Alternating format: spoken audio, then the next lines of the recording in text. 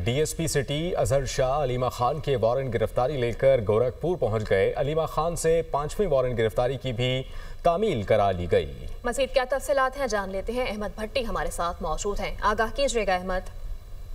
जी, आज DSP city Azhar Shah ने अलीमा खानम के वारंट गिरफ्तारी की गोरखपुर नाके पर तामील करवाई, जहां पर अलीमा खान कुछ देर पहले पहुंची और उनके हमरा उनके कजन कासम भी मौजूद थे, जबकि उनकी बहन नौरीन खानम भी उनके हमरा मौजूद थी।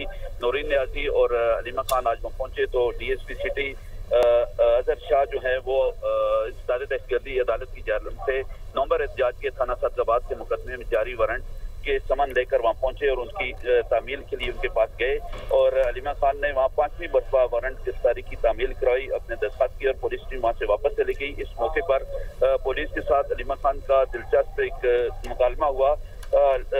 अलीमा खान ने कहा कि मेरे साथ मीडिया वालों को भी तलब करे, जिस पर डीएसपी अजहर शाह मुस्कुराते रहे और वहाँ से इसकी तामील करवा कर वापस रवाना हो गए। अलीमा खान इस वक्त फैक्ट्री डाके पर मौजूद है और उनके हमरा कारकुनों की बड़ी तादाद मौजूद है।